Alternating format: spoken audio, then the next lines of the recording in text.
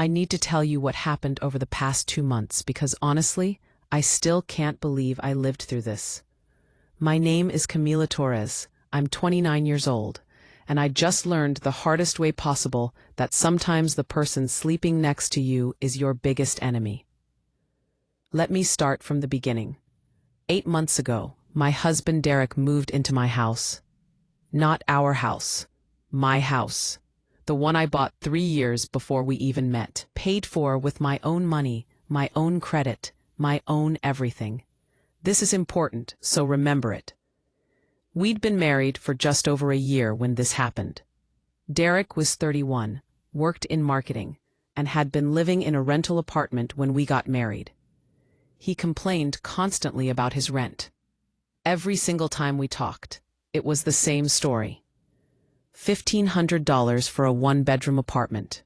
Camila, it's killing me. I can barely save anything.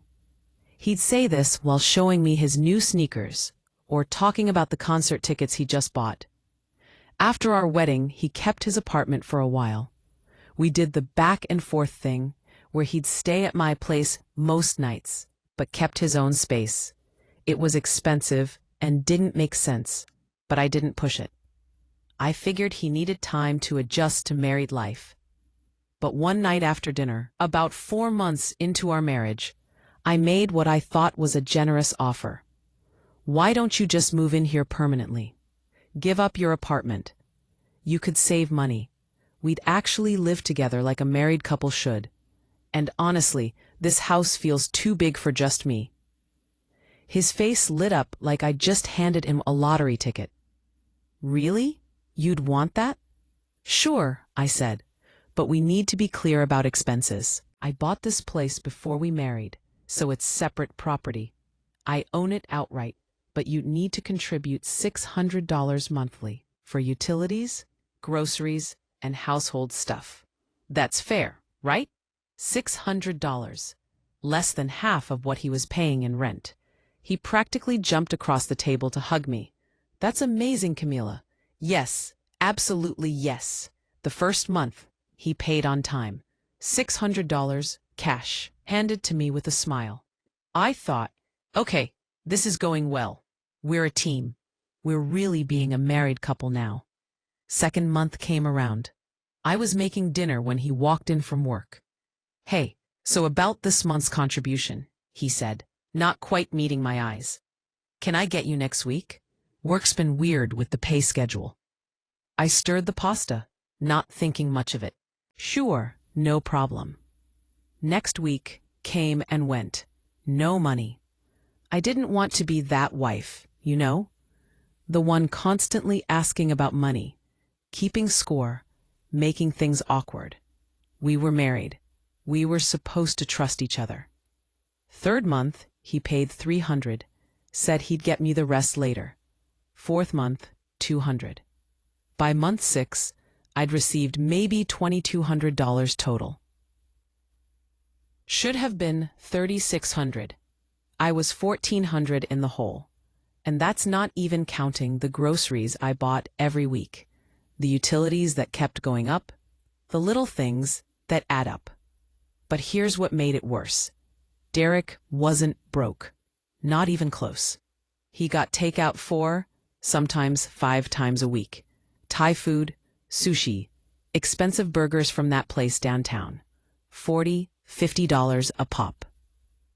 New clothes appeared constantly. Designer jeans, fancy sneakers. That leather jacket he'd been wanting, $300. His haircuts cost more than mine. $65 every 3 weeks at some trendy barbershop. Craft beer. This man had opinions about IPAs and could spend 30 minutes at the store picking out a 6-pack that cost $18. And the Amazon packages. Oh my God, the Amazon packages. Every other day, something new arrived.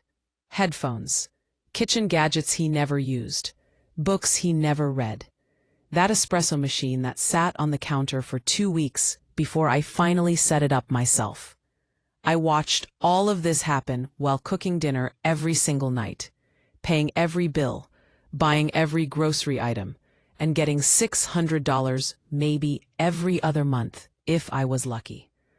But I didn't say anything because I didn't want to seem petty. I didn't want to be the nagging wife who counted every dollar. I wanted to be the cool, understanding spouse who didn't make things about money. That was my first mistake. My second mistake was last Tuesday night. It was around 9:30. I'd worked a full day, came home, cooked chicken and vegetables, and was now standing at the sink doing dishes. Derek was on the couch, scrolling through his phone, laughing at something. "Hey, Derek, can you help me clean up?" He didn't look up. "I'm exhausted, Cammy. Long day." I turned off the water. "I worked too, and I cooked. I'm just asking you to dry a few dishes." "You offered to cook. I didn't ask you to."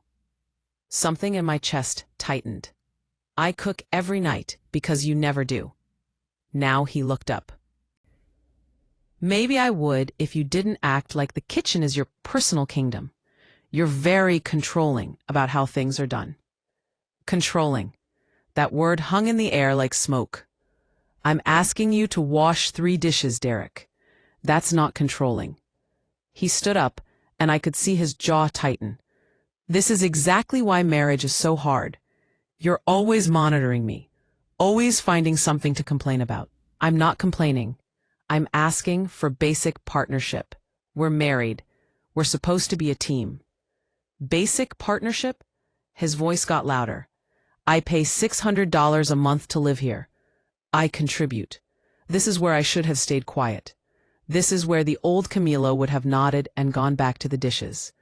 But something snapped. "Derek, you've paid maybe $2,200 in 8 months. My mortgage is $1,900 monthly, plus utilities, plus the groceries you eat, plus everything else. You're living here at a massive discount and acting like I'm the problem." His face went red, actually red. "I can't believe you're keeping score like this. That's so toxic, Camila. You're being toxic." Toxic. There's that word. I'm being toxic for wanting my husband to contribute what he agreed to. "I'm done with this conversation." He grabbed his phone and walked toward the bedroom. This is exactly the kind of negative energy I don't need. The door slammed. The house shook. I stood there with wet hands, staring at 3 dirty dishes, wondering how asking for help had turned into me being the villain. I finished cleaning the kitchen, took a shower, did some work on my laptop.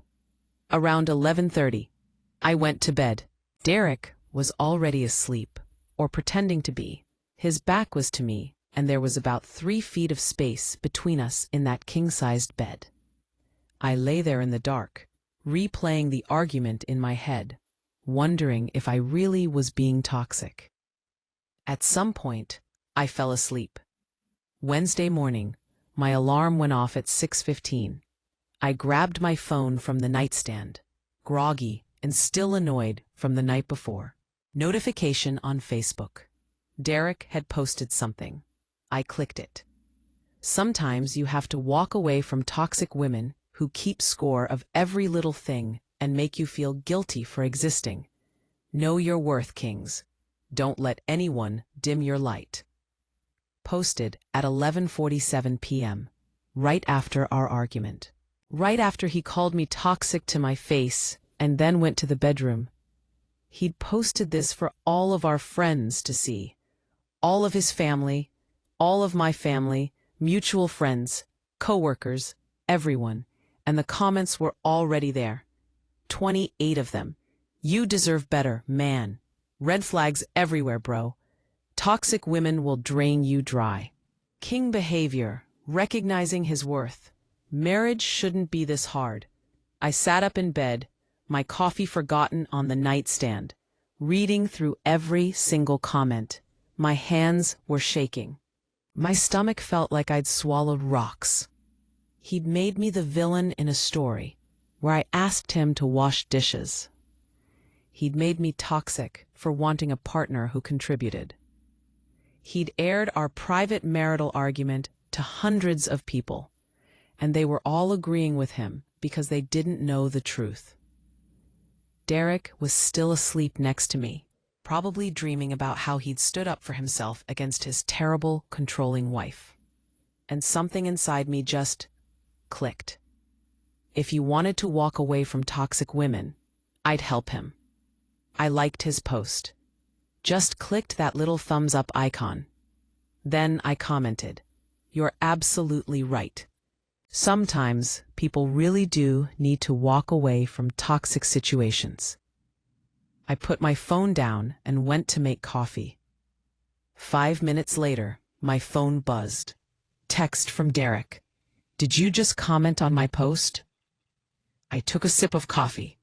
Texted back, "Yeah, you're right. People should definitely walk away from toxic situations." 3 dots appeared, disappeared, appeared again.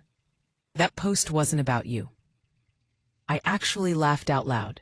"Funny, you posted it right after calling me toxic. But okay, sure, not about me." "You're making this a bigger deal than it is." "Nope, just agreeing with your wisdom. In fact, I'm going to help you walk away." "What does that mean?" I didn't respond. Instead, I got dressed, went to the garage, and found his 2 large suitcases and 1 duffel bag, the ones he'd brought when he moved in 8 months ago, stored in the corner collecting dust. I brought them inside and started packing. His clothes from the closet, folded neatly. His shoes, lined up. His bathroom stuff, toiletries, cologne, hair products. His books from the shelf. His laptop bag. His ridiculous collection of baseball caps. The espresso machine he bought and never used. His video game controllers. Everything that was his went into those bags. I was in the middle of folding his 3rd favorite hoodie when I heard movement from the bedroom. Derek appeared in the doorway, hair sticking up, wearing the t-shirt he slept in.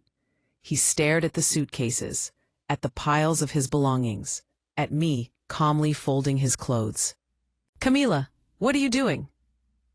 I didn't look up. "Helping you walk away from this toxic situation." "Are you serious right now?" "Completely." I placed the hoodie in the suitcase. "You posted publicly that you need to walk away from toxic women. I'm assisting. Your clothes, your shoes, your stuff, all getting packed." He stepped closer, and I could see his brain trying to process what was happening. "It was just a post, Cammy. Just venting. You're being insane." Now I looked at him.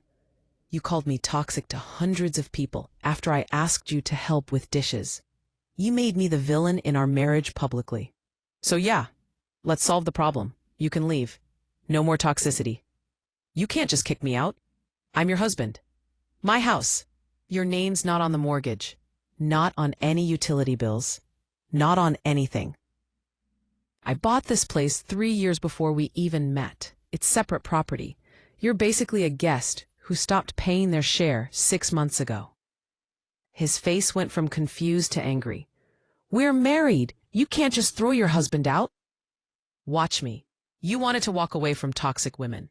I'm making it easy. I need time to find a place. You've had 8 months to pay what you agreed to. You've had plenty of time to save money. But instead, you've got new clothes, expensive haircuts, takeout 5 nights a week. You'll figure it out." "This is crazy. You're being crazy. We took vows." I zipped up the first suitcase. Vows that included partnership. Partnership means contributing equally. You haven't, and you definitely didn't honor me when you called me toxic on social media. Where am I supposed to go? Not my problem. You wanted to walk away from toxicity. So walk. He stood there and I could see the wheels turning. He was trying to figure out if I was bluffing, if he could talk his way out of this, if he could make me feel guilty enough to back down. I wasn't bluffing. I finished packing the second suitcase and the duffel bag, carried all 3 to the front door, came back for the boxes of random items, bathroom stuff, his laptop bag. Derek followed me, talking the whole time. Camila, come on. Let's talk about this. Let's be adults. We're married. This is our marriage. Adults pay their bills and don't blast their spouses on social media. You're really going to end our marriage over a Facebook post? The Facebook post was just the final straw. I carried everything outside to the driveway, arranged it neatly, his suitcases, his boxes, his laptop bag, everything he owned, sitting there in the morning sun. Then I took a photo. A good photo. Clear lighting, his bags were visible, my house in the background, the whole scene perfectly framed. I posted it on Facebook. Tagged Derek. Caption, start walking. Posted it at 8:45 a.m. I walked back inside, closed the door, and locked it. My phone started going crazy immediately. Buzzing, ringing, notifications piling up faster than I could read them. Derek was outside, pounding on the door. Camila, open the door. You can't do this. I'm your husband. I didn't open the door. I went to the kitchen and made myself breakfast. Scrambled eggs, toast, orange juice. I sat at the table and ate slowly while my phone continued to explode and Derek continued to bang on the door. Around 9:30, the banging stopped. I looked out the window and saw a car pull up. Derek's mom. She got out, looking like a slightly older version of Derek. Same expression of entitlement on her face. I could see them talking in the driveway. Derek gesturing wildly at the house, at his bags, probably telling her how unreasonable his wife was being. How I was violating our marriage vows. How could I throw my own husband out? His mom looked at the door. For a second, I thought she might knock. But Derek grabbed his bags, started loading them into her car. His mom helped, shooting looks at my house like it had personally offended her. They left around 10. I changed the locks at noon. Called the locksmith, paid $195, watched him install new deadbolts. Best money I've ever spent. If you feel my words, show your support by liking the video and subscribing to the channel. And tell me from which city you belong, so I can see how far a woman's impactful voice can reach. Help me build this community so we can bring more truthful stories for you. By 2 p.m., I'd blocked Derek on everything. Facebook, Instagram, his phone number, his mom's number, his sister's number, anyone related to him. Gone. My phone was still blowing up, but now it was different messages. Some from my real friends. Are you okay? What happened? Is the marriage over? Some from mutual friends. Wow, that was harsh. You guys just got married. Some from his friends. You're crazy. He's your husband.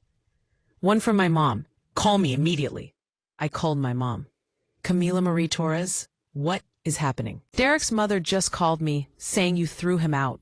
Derek called me toxic on Facebook after I asked him to help with dishes. I agreed with him and asked him to leave. Silence. Then, he did what? He posted about his wife publicly? I explained everything. The 8 months of barely contributing, the constant spending on himself, the argument, the Facebook post. My response. My mom was quiet for a long moment. How much did he actually pay? Maybe $2,200 total. Should have been $3,600. And he posted about you being toxic, his wife? Yes. Good riddance. Your father and I never understood why you married him anyway. We're proud of you for standing up for yourself. That made me cry. Just a little. I spent the rest of Wednesday cleaning the house, stripping the bed, washing everything, wiping down surfaces, getting rid of the energy Derek had left behind. It felt therapeutic, like I was erasing him from my space. Thursday morning, I found something interesting. I was cleaning out the nightstand on what used to be Derek's side of the bed. He'd left some papers behind, bank statements, credit card bills, an old journal. I know I shouldn't have looked. I know it was technically an invasion of privacy, but he was gone. The papers were in my house, and curiosity is a powerful thing. The bank statements showed his checking account, direct deposits from his job, $2,800 twice a month after taxes. His credit cards maxed. 4 different cards, totaling $9,400 in debt. This man was making decent money and drowning in debt from his own spending. Then I opened the journal. I almost put it down, almost respected his privacy. But something made me flip to a random page. Entry from May, 3 months into living with me. Camila's place is perfect. I need to figure out how to stay long-term without paying full pay. Maybe if I push back enough, she'll stop asking. Women hate confrontation. Marriage was the right move. Entry from July. Got into it about money again. Just called her controlling. I worked. She backed off. Should have used that tactic earlier. Being married gives me more leverage. Entry from September. This separate property thing is annoying, but if I stay long enough, maybe I can claim some equity. Need to research community property laws, or just wait until she softens up about putting my name on the deed. Women get sentimental about marriage. I sat on the floor, reading page after page of this man's private thoughts about how to manipulate me. How to use specific words like controlling and toxic to make me back down. How to avoid paying what he owed. How to eventually get part of my house through our marriage.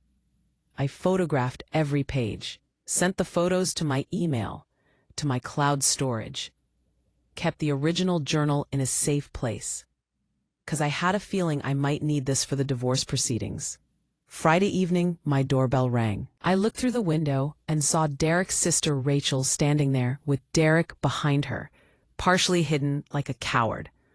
I didn't open the door. Rachel knocked. "Camila, we know you're home. Derek needs to get the rest of his stuff. He's still your husband." I spoke through the door. "He got everything. I packed it all. You miss things. His watch, some clothes. His textbooks from college. Already donated everything he left behind. Gave him until 6 p.m. Wednesday. He left at 10 a.m. with his mom. Everything else was abandoned property." "You can't just donate your husband's belongings." "Sure I can. He abandoned them after I gave notice. He had his chance." Derek's voice, quieter. "Cammy, please, let's just talk.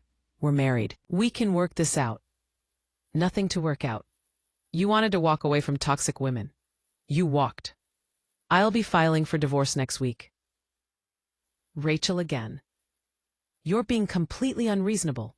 This is a marriage. You don't just throw that away." "No, you're both trespassing. Leave or I'm calling the police." Rachel said something to Derek, and he slumped into the passenger seat like a scolded child. They drove away. I actually did donate his leftover things. 2 boxes worth of random items he'd left behind. Old textbooks, some clothes, a few things from the bathroom. Dropped them off at Goodwill Saturday morning. Got a receipt for tax purposes. Saturday afternoon, my phone rang from an unknown number. Against my better judgment, I answered. "Is this Camila Torres?" "Yes, who's this?" "I'm calling from Henderson & Associates law firm on behalf of Derek Mitchell. He's seeking compensation for illegal eviction and spousal abandonment. Additionally, he's filing for divorce and seeking spousal support." I actually laughed. Illegal eviction? He was never a tenant. And spousal support? He barely contributed anything. "He's your husband, Miss Torres. That changes the legal landscape considerably. He lived in your residence for 8 months as your spouse. That establishes certain rights. He was a spouse who agreed to contribute $600 monthly. He paid maybe $2,200 total over 8 months. He violated our arrangement. Regardless, you're required to give proper notice before forcing a spouse to leave the marital home." I asked him to leave. He left. I didn't force anyone. He removed his belongings voluntarily and immediately. "Miss Torres, marriage creates legal obligations. We'll be pursuing this matter. You'll be hearing from us regarding the divorce proceedings and his claims." They hung up. I immediately called my own lawyer, real estate attorney, a woman named Patricia Chen, who'd helped me with my house purchase. But I needed someone who specialized in family law now. Patricia referred me to her colleague, Marcus Rodriguez, a divorce attorney. I explained everything to Marcus, the situation, The Facebook posts, the voluntary departure, the lawyer call, the fact that my house was separate property purchased before the marriage. Marcus listened, asked a few questions, then said, "First, take a breath. Second, he's playing games." "What do you mean?" "He's got no case for eviction. You didn't evict him. He left voluntarily. As for spousal support, in a marriage this short with both spouses working, unlikely. And your house is separate property purchased before marriage. He has no claim to it." His lawyer mentioned marital home and legal obligations. Empty threats. Yes, marriage creates certain protections, but those work both ways. You have documentation that he agreed to contribute and didn't. You have his public Facebook post disparaging you. You have proof he left voluntarily. This is intimidation tactics. What about the divorce? File first. Beat him to it. We'll file for divorce based on irreconcilable differences. We'll document his failure to contribute as agreed, his public disparagement of you, and his voluntary departure. I doubt he'll get anything except maybe a quick dissolution. What if they actually sue for support? Let them try. In this state, for a marriage under 2 years with both spouses employed, spousal support is rare. Add in his failure to contribute to household expenses despite agreement, and it's a non-starter. We'll counter with your documentation of his non-payment. I felt marginally better after that call. Spent the rest of Saturday organizing my documentation for the divorce. Bank statements highlighted. Screenshots of Facebook posts. His journal entries were photographed. Timeline typed up. Everything neat and dated and ready for legal proceedings. Sunday, I ran into someone from our mutual friend group at the grocery store. Lisa, a woman I'd known casually through Derek. She approached me in the produce section. "Hey, Camila, heard about what happened. I can't believe you guys are getting divorced already." "I'm sure you heard." She grabbed a bag of apples, not quite looking at me. "That Facebook post with the suitcases was pretty brutal. You've only been married a year." "Did you see his post first, the one calling me toxic?" "I did. But that didn't specifically name you." I picked up a tomato, examining it. "Posted at midnight right after our argument about a toxic woman who keeps score. His wife. Who else would that be about?" She nodded slowly. "Fair point. But you could have handled it privately, worked through it like married couples do." "He made it public first. I responded in kind." "By humiliating your husband with the suitcase photo?" "By agreeing with him that he should walk away from toxicity."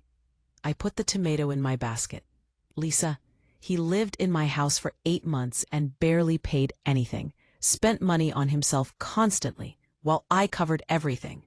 Then called me toxic when I asked for basic contributions. How is removing that situation from my life wrong? It just feels harsh. You're married." Marriage takes work.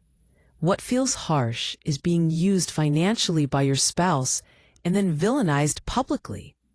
She didn't have an answer for that. We finished our shopping in awkward silence and went separate ways at the checkout. That's when I realized the friend group was splitting. People were taking sides in my marriage like it was some kind of team sport. The ones supporting Derek? They saw a husband thrown out by his cold wife over a Facebook post. They saw someone who made a mistake and didn't deserve such harsh consequences. The ones supporting me? They saw a man who used his wife financially, refused to contribute as agreed, then publicly called her toxic when confronted.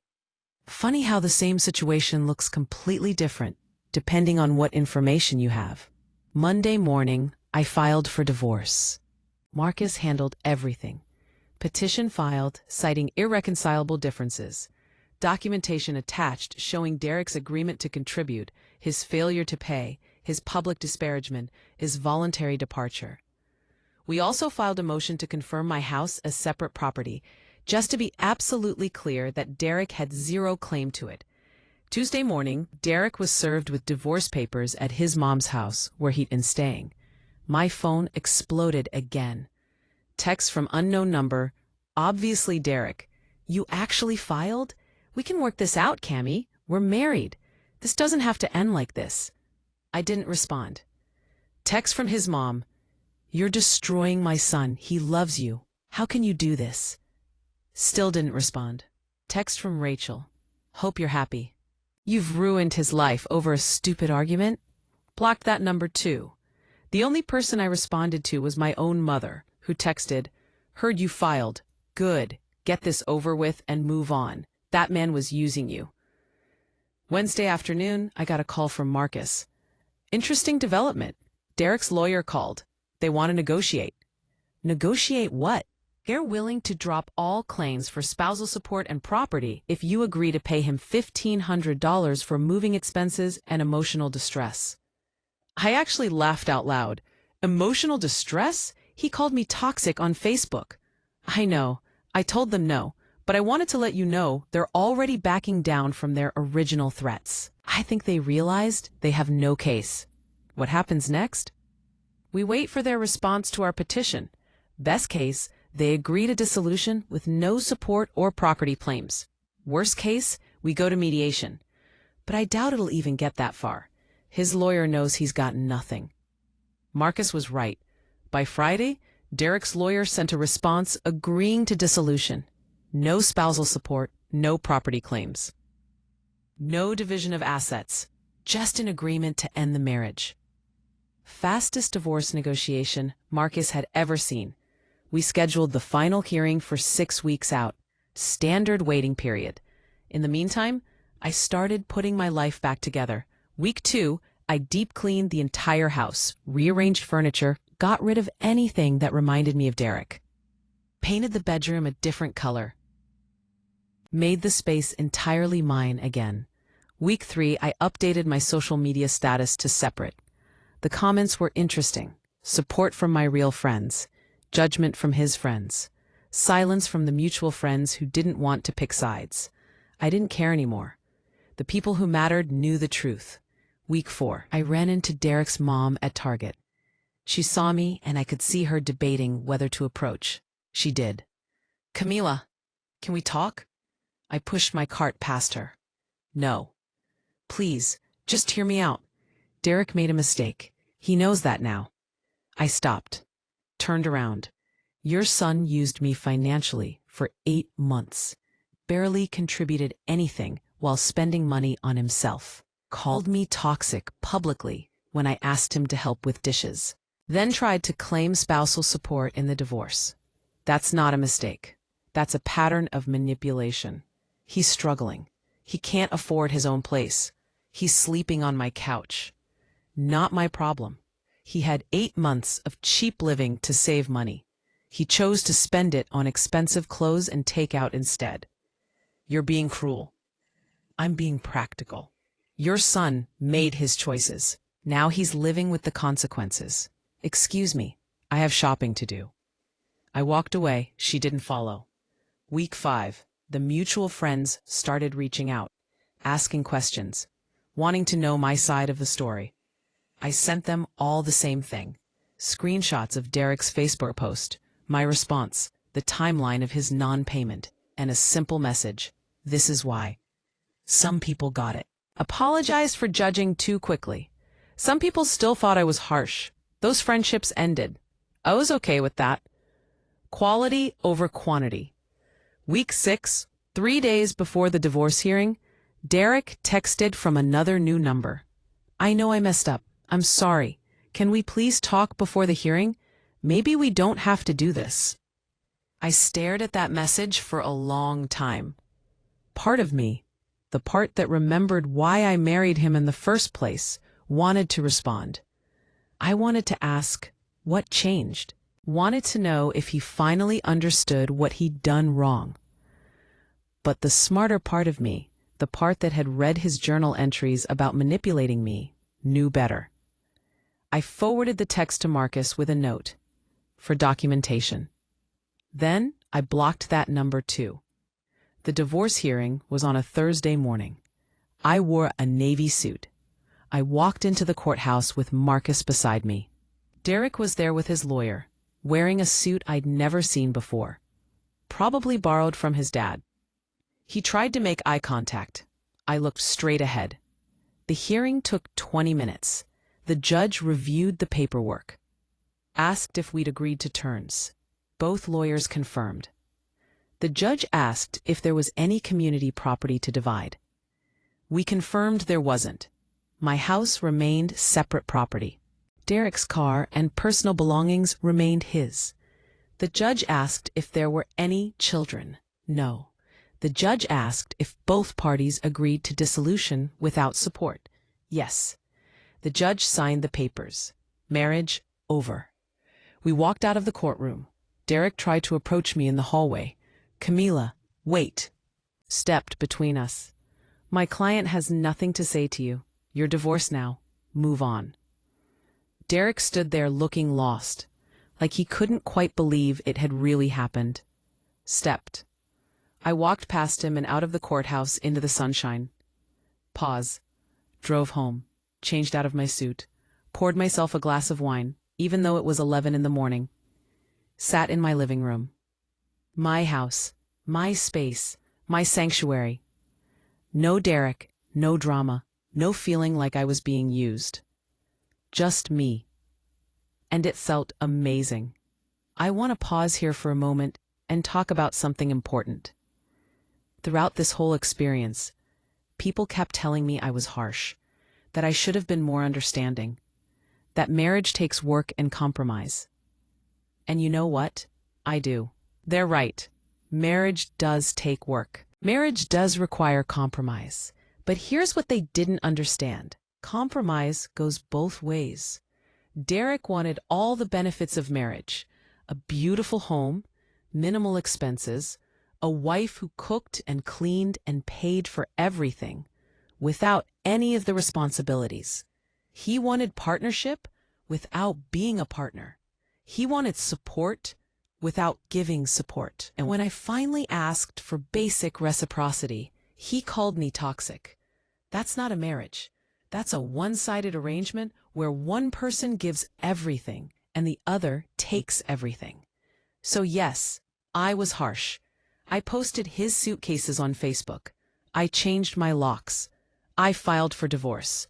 But you know what's harsher? Being used by someone who promised to love and honor you. If you feel my words, show your support by liking the video and subscribing to the channel. And tell me from which city you belong, so I can see how far a woman's impactful voice can reach. Help me build this community so we can bring more truthful stories for you. Let me tell you what happened after the divorce was finalized, because the story doesn't end at the courthouse. 3 days after the hearing, I was at my favorite coffee shop. I'd started going there every Saturday morning, reclaiming routines that had fallen away during my marriage. I was sitting by the window, reading a book, enjoying the silence and the ability to just exist without anyone demanding anything from me. The door opened. Derek walked in. For a second, we made eye contact. I saw him hesitate, saw him consider whether to approach me. I went back to my book, making it clear I had nothing to say. He got his coffee and left without a word. Small victory, but it felt good. Week 2 post-divorce, Derek's sister, Rachel, sent me a Facebook friend request. I declined it. 10 minutes later, I got a message from her through a mutual friend. "Rachel wants you to know Derek's in therapy now. He's working on himself. She thought you'd want to know." I responded, "Good for him. That doesn't change anything." Because here's the thing. I'm glad he's in therapy. Everyone should work on themselves. But his personal growth journey doesn't erase what he did, doesn't change the 8 months of financial manipulation, doesn't erase the public humiliation. People can change, but that doesn't mean I have to stick around to witness it. Week 3, I went on my first real date since the divorce. A guy named Marcus, actually the same name as my lawyer, which made me laugh. We met through a friend, had coffee, and talked for 2 hours. When the check came, he reached for it. "Want to split it?" I asked. He smiled. "I asked you out. I've got it. Next time is on me then. Deal." It was such a small moment, but it meant everything. Someone offering to contribute without being asked. Someone understanding that partnership means taking turns, not keeping score. We've been on 3 more dates since then. I'm not rushing into anything, but it's nice to remember what healthy interaction feels like. Month 2 post-divorce, I got a letter in the mail from Derek. I almost threw it away without reading it, but curiosity won. Dear Camila, I know I don't have the right to write to you. I know I messed everything up, but I'm in therapy now, and my therapist suggested I write this. Even if you never respond, you were right about everything. I was using you. I was manipulative. I weaponized therapy language like toxic and controlling to avoid accountability. I read back through my own journal entries and I'm disgusted with myself. I kept telling myself I'd pay you back eventually, that I'd catch up on my share once I paid off my credit cards. But the truth is, I was living beyond my means and using you as a safety net. You deserved better. I'm not writing this to ask for another chance. I know that's not happening. I'm writing because you deserve an apology. A real one. Not the defensive half apologies I gave when we were married. I'm sorry for taking advantage of your generosity. I'm sorry for calling you toxic when you were just asking for basic partnership. I'm sorry for the Facebook post. I'm sorry for trying to claim spousal support when I knew I didn't deserve it. You were a good wife. I was a terrible husband. That's the truth. I hope you're doing well. Derek, I read that letter 3 times. Looked for the manipulation, the hidden agenda, the attempt to worm his way back into my life. But it seemed genuine. Just an apology. I never responded. Because sometimes acknowledgement is enough. He admitted what he did wrong. Good for him. But I don't owe him forgiveness or closure or anything else. I kept the letter, though, filed it away with all the other divorce documents, just in case. Month 3 post-divorce, I decided to refinance my house. Interest rates had dropped, and I wanted to save money on my mortgage.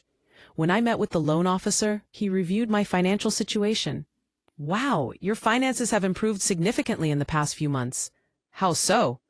Your monthly expenses dropped dramatically. Utilities, groceries, general spending. You're averaging about $800 less per month than you were 6 months ago. $800? That's how much Derek had been costing me, beyond the $600 he was supposed to pay, but never did. I did the math later. Over the 8 months he lived with me, he probably cost me close to $9,400. Meanwhile, he paid $2,200. I essentially paid $7,200 for the privilege of being married to someone who called me toxic. The refinance went through. My new mortgage payment is $300 less per month. Combined with not supporting Derek, I'm saving $1,100 monthly. That's $13,200 a year I have back in my life. Worth every second of the divorce drama. Month 4, I went to a wedding. Mutual friends from college. I almost didn't go, worried it would be awkward, but my best friend convinced me. Derek was there, with a date.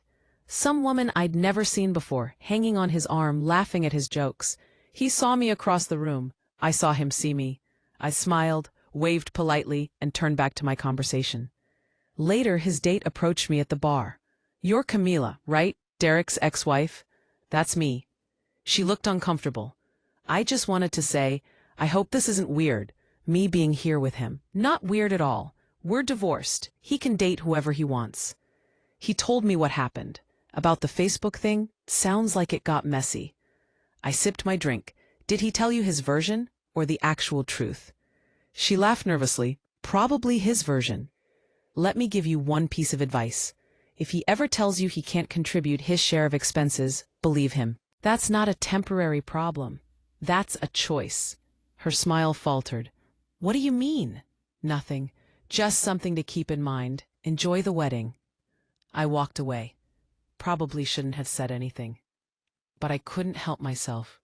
2 weeks later, I saw on Facebook that Derek's relationship status had changed back to single. I felt no satisfaction in that, just a mild sense of recognition that some patterns repeat themselves. Month 5, I hired an interior designer to help me redecorate. I wanted the house to feel completely different from when Derek lived there. New furniture for the living room, new bedding, art for the walls, plants everywhere. The designer, a woman named Sophie, was incredible. What's the vibe you're going for? Something that feels entirely mine. No compromises. No neutral choices to please someone else. Just what I actually like. She smiled. Divorce remodel? How'd you know? 80% of my clients are recently divorced women reclaiming their spaces. It's my favorite type of project. We spent 3 weeks transforming the house. Bold colors, patterns I loved, furniture that fit my body, not what looked good in a showroom. A reading nook by the window, a meditation corner with cushions and candles. When it was done, I walked through each room and almost cried. This was my house, actually mine. Not a compromise, not a shared space, mine. I could live with this forever. Month 6, the anniversary of Derek moving in, came and went. I didn't realize it until 3 days later when I was looking at my calendar. A year ago, I thought I was doing something generous, helping my husband save money, building our life together. Now I know I was just being used. But I'm not bitter. Honestly, I'm grateful. Grateful I found out after 8 months instead of 8 years. Grateful I didn't have children with him. Grateful my house was separate property so he couldn't claim any of it. Grateful I had the courage to post those suitcases on the driveway. That Facebook post, the one everyone said was too harsh, too public, too cruel, that post saved me. It forced the situation to a head. It made me take action instead of continuing to accept unacceptable behavior. Yes, I lost some friends.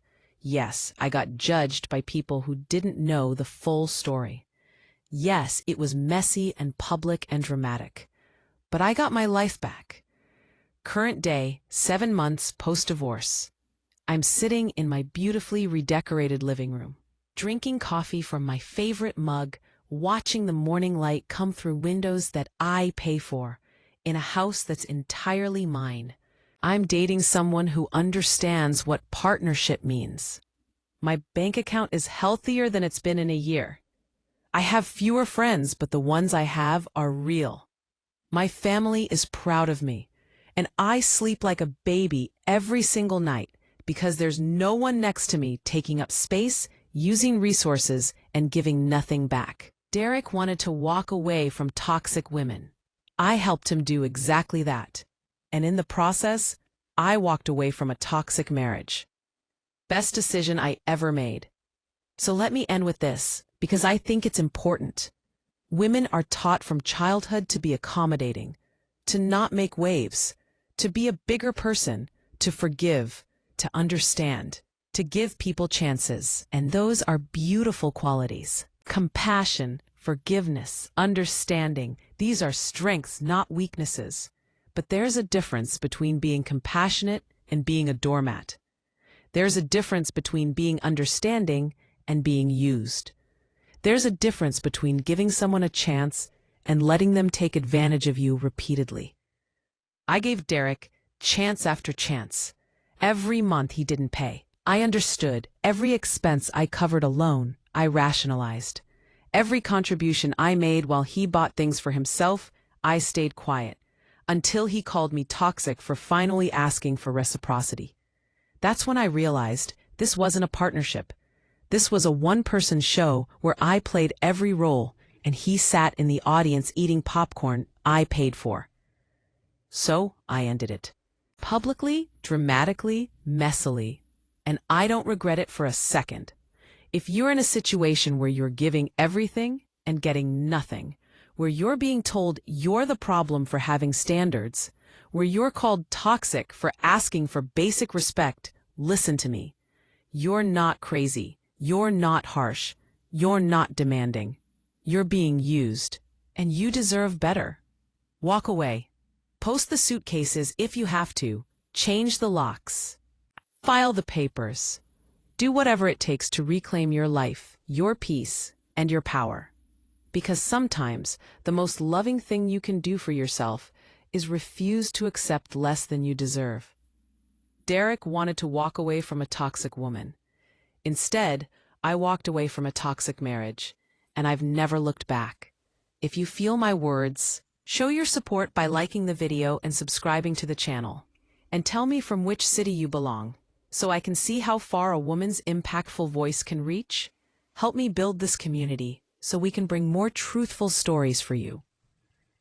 You know what's funny? I thought my story ended in divorce. I thought once those papers were signed, once Derek was officially out of my life, that would be it. The end. Credits roll. Everyone moves on. But life doesn't work like that, especially when you've made your breakup as public as I did. The aftermath continued in ways I never expected. Some good, some challenges. All of it teaches me something about who I am and what I'm capable of. Let me tell you about the 8 months after my divorce, because that's when things got really interesting. Month 8, post-divorce, I was at a professional networking event. One of those mixer things where everyone pretends to care about each other's business cards while really just trying to find the free wine. I was talking to a woman named Jennifer about marketing strategies when someone tapped my shoulder. I turned around. It was Derek's former boss, Richard. I'd met him twice during our marriage at company events. Camila, right? Derek's ex-wife? That's me. Hi, Richard. He smiled, but it looked uncomfortable.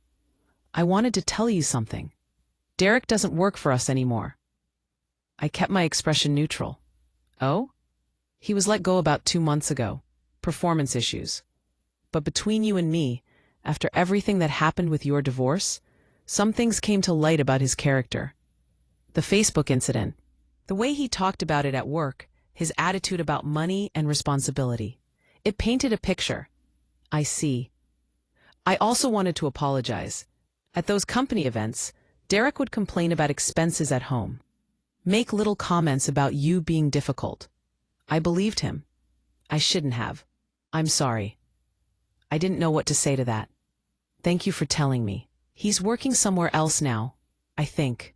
But I thought you should know that people saw through him eventually. You weren't wrong. That conversation stayed with me for days, not because I felt vindicated, but because it made me realize how many people Derek had manipulated with his version of events. How many people had believed his narrative about me being difficult, or toxic, or unreasonable. And how many of those people were starting to see the truth. Month 9, I got a message on LinkedIn from a woman I didn't know. Hi, Camila. This might seem strange, but I'm currently dating Derek Mitchell. I saw your name in some old photos on his social media and did some digging. I found the Facebook posts from your divorce. Can we talk? I stared at that message for a long time. Part of me wanted to ignore it. Derek's love life wasn't my business anymore. But another part of me remembered what it felt like to be with someone who was using me, and not realizing it until it was too late. I responded, sure. Coffee? We met the next day at a cafe downtown. Her name was Stephanie. She was 26, worked in graphic design. Pretty, sweet, clearly nervous. Thank you for meeting me, she said. I know this is weird. It's definitely unusual. What's going on? She pulled out her phone. Derek and I have been dating for 3 months. He moved in with me last month. He said his lease was up and he needed a place temporarily while he looked for something permanent. My stomach dropped. Let me guess. He's supposed to contribute to rent and utilities, but the payments are irregular? Her eyes widened. How did you know? Because that's exactly what he did to me. For the next hour, I told her everything. The agreement to contribute, the excuses, the spending on himself while not paying his share, the manipulation tactics, the words he used, like controlling and toxic, when confronted. Stephanie listened, her face getting paler with each detail. He's doing the same thing to me, she whispered. He's supposed to pay $700 monthly. The first month he paid. The second month he said work was slow and he'd catch up. But he just bought a new gaming console last week. $400. Has he posted anything about you on social media? Not yet. but he makes little comments sometimes about me being uptight about money, about how I need to relax and not keep score. There it was, the same pattern, the same manipulation, the same man. Stephanie, I'm going to give you advice you can take or ignore, but please listen. Get him out now, before it gets worse, before he's been there long enough to claim tenant rights, before you're in as deep as I was. I thought I was overreacting. I thought maybe I was being too controlling about money. That's what he wants you to think. That's how he operates. He makes you question yourself, so you stop questioning him. She left that cafe with tears in her eyes, but determination on her face. She texted me 3 days later. He's out. Changed my locks. Thank you. I saved her from 8 months of what I went through. That felt good. Month 10, something unexpected happened. The Facebook post, the one with Derek's suitcases on the driveway, went viral. Someone had shared it to a Reddit community. Then someone else shared it to Twitter. Then TikTok. Suddenly, my personal drama was being discussed by thousands of people who had no connection to me. The reactions were split, just like they've been with people who knew us. Some people thought I was a hero. This is exactly how you handle disrespect. Well done. Some people thought I was cruel. She humiliated her husband publicly over an argument. That's abuse. Some people debated whether the Facebook post was justified. She shouldn't have stooped to his level. Reading through hundreds of comments from strangers analyzing my life was surreal. People were writing think pieces about my marriage, making videos about relationship boundaries, using my situation as an example of either empowerment or cruelty depending on their perspective. My best friend Maya called me freaking out. "Cammy, you're all over Twitter. Have you seen this?" "I've seen it. Are you okay? This is insane." "Honestly, I'm fine. They can say whatever they want. They don't know the full story, and I don't owe strangers an explanation." But Maya was worried. "Some of these comments are really harsh. People are calling you names." "Maya, people who know me know the truth. People who don't can think whatever they want. My real life is good. That's what matters." And it was true. My real life was good. Great, actually. I'd been dating Marcus, the guy from the coffee shop, not my lawyer, for 4 months now. It was healthy and balanced and nothing like my marriage. We split expenses. We communicated. When he said he'd do something, he did it. Revolutionary concept, right? Month 11, I got invited to speak on a podcast about relationships and boundaries.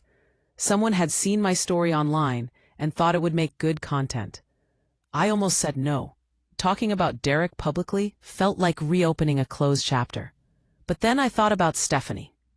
About how my story had helped her avoid what I went through.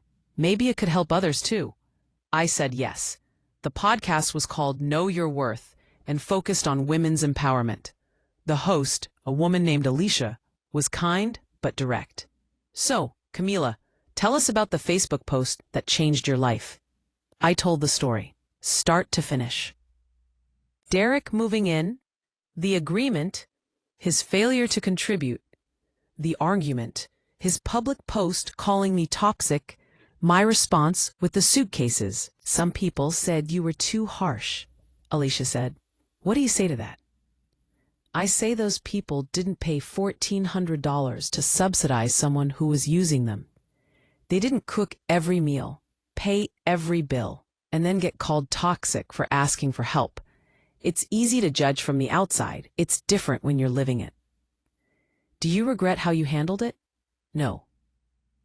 I regret waiting so long. I should have addressed the problem after month 2 when the payments became irregular. I should have set firmer boundaries earlier. But the way I ended it, no regrets. It needed to be definitive. What would you tell women in similar situations? I thought about that for a moment. I'd tell them to trust their gut. If something feels unbalanced, it probably is.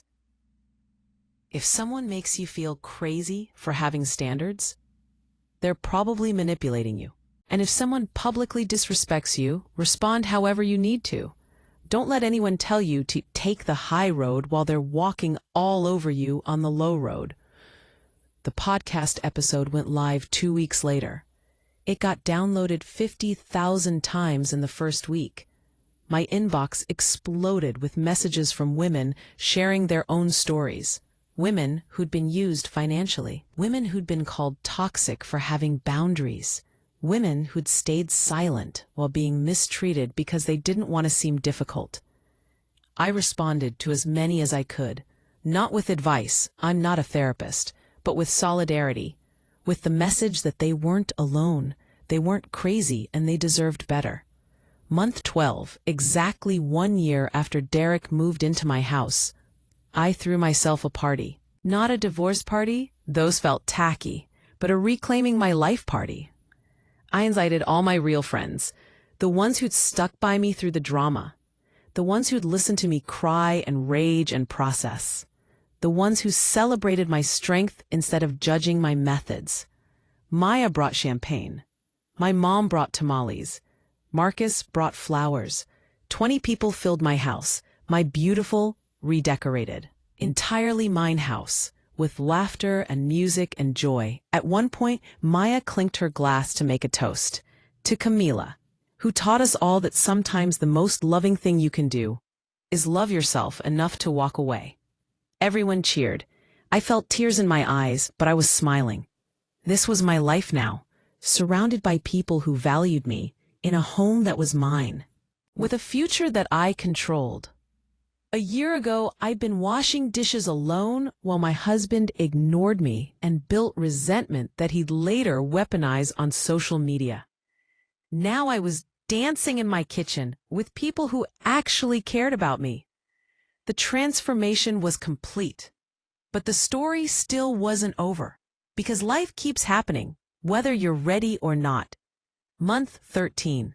I ran into Derek's mom at the grocery store again. This time, I couldn't avoid her. We ended up in the same checkout line. She saw me, I saw her. The air got thick with tension. Camila, Mrs. Mitchell. Silence. Then, how have you been? Good, really good, actually. She loaded her groceries onto the belt, not looking at me. Derek's struggling. In case you care. Strong, I'm sorry to hear that. And Strong, are you? Sorry? I turned to face her fully. Mrs. Mitchell, I don't wish bad things on Derek, but his struggles aren't my responsibility anymore. They never really were. He loved you. No, he didn't. He loved what I provided. There's a difference. She opened her mouth to argue, then closed it. For the first time, I saw something like understanding in her eyes. Or maybe just resignation. I know he wasn't a good husband, she said quietly. I know he took advantage of you. I'm his mother, so I defended him. But I know. That admission shocked me more than anything else that had happened. Thank you for saying that. I just hope he learns from this. Become better. I hope so too. For his sake and whoever comes after me. We parted ways after that. No dramatic confrontation, no yelling, just two people acknowledging a difficult truth and moving on. Month 14, Valentine's Day came around. My first one as a divorced woman. Marcus and I had been dating for almost 9 months. He took me to dinner at a nice restaurant, Italian place with candles and good wine. We split the check, as always, and he didn't make a big deal about it. Can I ask you something? He said over dessert. Sure. Do you ever worry about getting married again after everything that happened with Derek? I thought about it. I used to. Right after the divorce, I thought I'd never trust anyone enough to marry again. But now, I don't know. I think I just learned what not to accept. What red flags to watch for? Like what? Like someone who can't contribute equally. Someone who uses therapy language as a weapon. Someone who makes me question my sanity for having standards. Someone who values their image more than their integrity. He nodded. That makes sense. For what it's worth, you're the healthiest person I've ever dated. You know what you want, and you're not afraid to ask for it. And so I consciously... Is that a good thing? It's the best thing. It means I always know where I stand. No games, no hidden resentment building up. Just honesty. That's when I realized I'd actually learned something valuable from my disaster marriage. I'd learned how to communicate, how to set boundaries, how to leave when those boundaries were violated. Derek had inadvertently made me a better partner for whoever came next. Month 15, I got an email from a literary agent who'd heard the podcast. She wanted to know if I'd be interested in writing a book about my experience. A book about my divorce, about the suitcases and the Facebook posts and everything that came after. I sat with that idea for weeks. Did I want to write a whole book about Derek? Did I want to relive all of it in that much detail? But the more I thought about it, the more it made sense. Not as a way to bash my ex-husband, but as a way to help other women recognize financial manipulation in relationships, to help them understand that they're not crazy for wanting partnership, to give them permission to leave when they're being used. I said yes, signed the contract. I started writing. This script you're hearing, it became chapter 1. Month 16, Derek got engaged. I saw it on Facebook through a mutual friend's shared post. Him and some woman I didn't recognize, both smiling, her hand prominently displayed with a ring. The caption? She said yes. Can't wait to spend forever with my best friend. I felt nothing. No jealousy, no anger, no satisfaction. Just a mild hope that he'd learned something and would treat her better than he treated me. Maya texted immediately. Did you see? I saw. Are you okay? I'm completely fine. Good for him, honestly. You're not even a little bothered? Maya, I'm dating someone who respects me. I have my house back. My life is peaceful and drama-free. Derek could marry the Queen of England and I wouldn't care. And that was true. I'd reached the point of genuine indifference. He was just someone I used to know. Someone who taught me important lessons about myself, but not someone who had any power over my emotions anymore. That's when I knew I was fully healed. Month 17, my book proposal was accepted by a publisher. Suitcases on the Driveway, A Woman's Guide to Recognizing Financial Manipulation in Marriage, would be published the following year. I was going to be an author. My disaster marriage was becoming something useful, something that could help people. The irony wasn't lost on me. Derek had tried to make me look toxic on Facebook. Instead, I was writing a book about recognizing toxicity in relationships. Life has a funny way of working out. Month 18, Marcus and I moved in together. Not into my house. That space felt too connected to my past. We found a new place, a condo downtown. Fresh start for both of us. This time, I did things differently. We signed a lease together, both names on it. We split rent exactly down the middle. We split utilities. We split groceries. We kept our finances separate, but contributed equally to shared expenses. Everything I should have done with Derek, I did with Marcus. And it worked. It was easy. It was fair. It was what partnership actually looks like.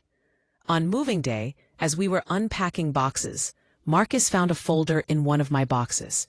The folder with all my divorce documentation. Bank statements, Facebook screenshots, Derek's journal entries. "What's this?" he asked. Evidence from my divorce. I kept it all just in case. He flipped through it, reading silently. When he got to the journal entries about Derek planning to manipulate me, his face darkened. "Cammy, this is disturbing. He wrote about manipulating you like it was a strategy game." "I know. And you stayed with him after finding this?"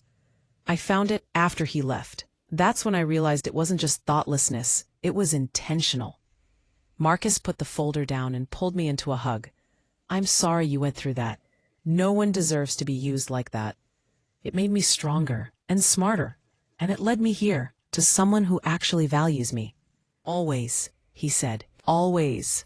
We threw the folder away that day. I didn't need it anymore. The book contract meant Derek couldn't sue me for defamation. Everything was documented truth, and emotionally, I was done carrying that weight. The past was finally staying in the past where it belonged. Month 20. I was grocery shopping. when I literally bumped into Stephanie, the woman I'd met for coffee, the one Derek had moved in with after me. Ah, Camila, oh my God, hi! Stephanie, how are you? She looked amazing. Happy, confident, glowing. I'm great, really great. I wanted to thank you again for warning me about Derek. I'm glad you listened. What happened after you kicked him out? He tried to come back a few times, sent texts saying he'd changed, he'd learned his lesson, he'd contribute properly. I blocked him. Then I found out he'd moved in with another woman like 2 weeks later. The one he just got engaged to? Yes. Did you see that? I almost texted you. I feel so bad for her. I hope he's different from her. I really do. But if he's not, she'll figure it out eventually.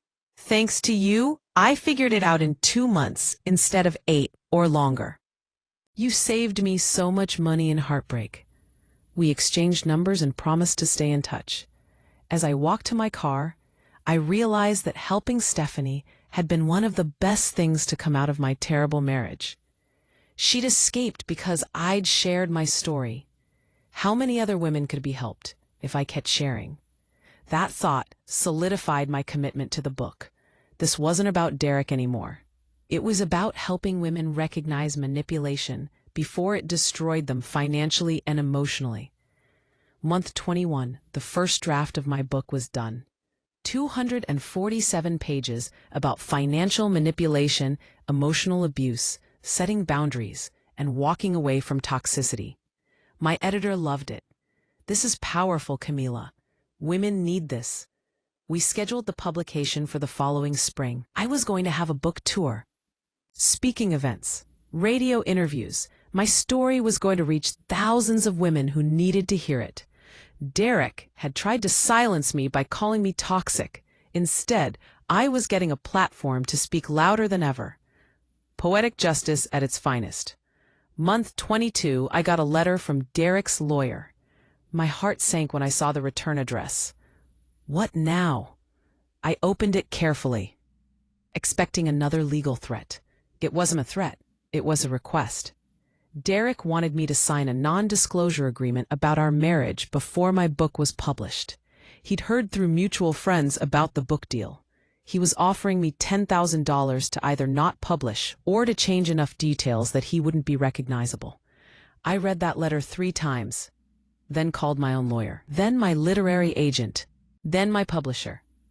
The consensus was unanimous. Laugh and ignore him. My book used pseudonyms for everyone except me. It presented facts, all of which were documented and true. I had every right to tell my own story. His offer of $10,000 was insulting, considering he still owed me thousands from when we were married. I had my lawyer send a response. My client declines your offer and will proceed with publication as planned. All content is truthful and documented. No further correspondence on this matter will be entertained. Derek was panicking, probably worried about how he'd look to his new fiancée when the book came out. Worried about his reputation. He should have thought about that before he posted about me being toxic on Facebook. Strong month 23, Marcus proposed. We were hiking on a trail we loved, reached the summit at sunset, and he got down on one knee. Camila Torres, you're the strongest, smartest, most genuine person I've ever met. You know yourself, you know what you want, and you're not afraid to demand respect. Will you marry me? I looked at this man who'd shown me what real partnership looks like, who split bills without being asked, who communicated openly, who never made me feel crazy for having standards. Yes, absolutely yes. We got married 4 months later. Small ceremony, close friends and family only. No drama, no social media posts. Just 2 people committing to actual partnership. My mom cried. Maya was my maid of honor. And when Marcus and I signed the marriage certificate, I felt nothing but joy and peace. This was what marriage was supposed to feel like. Month 27, my book was published. Suitcases on the driveway hit shelves in bookstores across the country. The cover featured an illustration of packed luggage on a suburban driveway, shadows stretching away toward freedom. The first week, it sold 5,000 copies. By week 2, 15,000. It was hitting bestseller lists. Women were sharing it on social media, telling their own stories of financial manipulation. I got messages daily from readers thanking me for putting words to their experiences, for validating their feelings, for giving them permission to leave toxic situations. One message in particular stuck with me. I've been married for 12 years. Reading your book made me realize I've been financially manipulated the entire time. I always thought I was being unreasonable for wanting him to contribute equally. Thank you for showing me I'm not crazy. I'm filing for divorce next week. 12 years. This woman had endured 12 years of what I went through for 8 months. But now she was getting out, because my story gave her clarity. That's when everything clicked into place. Every moment of pain during my marriage, every moment of public humiliation during my divorce, every moment of uncertainty afterward, it was all worth it, because it led to this, to help women I'd never meet escape situations that were destroying them. Derek had tried to make me the villain. Instead, he'd inadvertently created a voice for women who'd been silenced. 3 months after publication, Suitcases on the Driveway had sold 150,000 copies. It was translated into 6 languages. I'd done 43 speaking events, dozens of podcast interviews, and countless radio appearances. Women came up to me after events, sometimes crying, always grateful, sharing their stories, telling me how the book had changed their perspective or given them courage to leave. One woman brought me a photo, her own suitcases on a driveway. This was last month. I took your title literally. Best decision I ever made. We both cried. If you feel my words, show your support by liking the video and subscribing to the channel. And tell me from which city you belong, so I can see how far a woman's impactful voice can reach. Help me build this community so we can bring more truthful stories for you. Current day, 2 years and 3 months after I put Derek's suitcases on the driveway. I'm sitting in the home office of the condo I share with Marcus, my new husband who actually understands what partnership means. My book is in its 8th printing. I've just signed a contract for a 2nd book about rebuilding after toxic relationships. My bank account is healthy. My marriage is healthy. My life is everything I wanted it to be when I was standing at that sink washing dishes alone, wondering how I'd become so small. I haven't seen or heard from Derek in over a year. Last I heard through mutual friends, his engagement ended. Something about financial issues and broken trust. I felt a twinge of sadness for his ex-fiancée, but mostly I felt relief that she'd figured it out before marriage. Maya called me yesterday with news. Derek had been spotted on a dating app. His profile said he was looking for someone low maintenance who doesn't keep score. We both laughed. Some people never learn. But that's not my problem anymore. Derek is not my problem anymore. He's just a character in my past, a cautionary tale I survived and transformed into something meaningful. Looking back at everything, the argument over dishes, the Facebook posts, the suitcases on the driveway, the viral drama, the divorce, the backlash, the book, the success, I wouldn't change a single thing. Because that harsh, public, supposedly cruel response to Derek's manipulation, it saved me. It saved Stephanie. It saved countless women who read my story and recognized themselves. It gave me my voice back. People ask me sometimes if I've forgiven Derek, if I have closure, if I wish things had ended differently. Here's my answer. I don't need to forgive him to move on. I don't need closure because I closed that chapter myself when I posted those suitcases. And I don't wish things had ended differently because the way it ended made me who I am today. Strong, clear, unafraid to demand respect, unwilling to accept less than I deserve. Derek wanted to walk away from a toxic woman. He called me toxic for having standards, for asking for partnership, for refusing to be used. But the truth is, I was never toxic. I was just done being convenient. And that decision to be done, to pack his bags, post the photo, change the locks, File the papers, write the book, share the story. That decision changed my life. It can change yours too. If you're in a relationship where you're giving everything and getting nothing back, where you're being told you're the problem for having needs, where you're called toxic or controlling or difficult for asking for basic respect, please hear me. You're not the problem. You're being manipulated, and you deserve better. Walk away. Pack the suitcases if you have to. Change the locks. File the papers. Tell your story. Do whatever it takes to reclaim yourself. Because on the other side of that pain, of that public drama, of that scary moment when you choose yourself over convenience, on the other side is freedom. And freedom feels like coming home to yourself after years of being lost.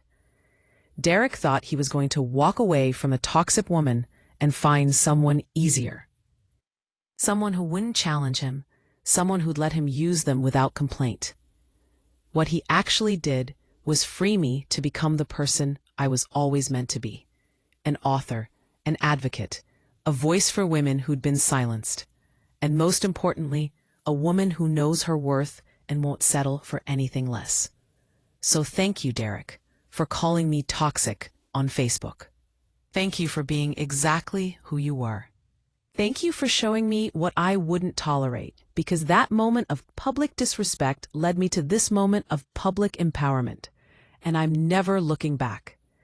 To every woman listening to this story, here's what I want you to remember. Your worth is not determined by how well you accommodate someone else's poor behavior. Your value is not measured by how much you can endure. Your strength is not proven by how long you stay in a situation that diminishes you. You are allowed to have standards. You are allowed to expect reciprocity. You are allowed to demand respect. And if someone calls you toxic for having boundaries, they're showing you exactly who they are. Believe them. Then pack their bags, change your locks, and start walking toward the life you deserve. This is Camila Torres. This was my story, and I'm sharing it so you can write a better ending to yours. Thank you for listening. Thank you for supporting this journey. And thank you for being part of a community that believes women deserve partnership, not manipulation. Remember, sometimes the most loving thing you can do is love yourself enough to leave. Be strong, be clear, be unafraid, and know your worth always.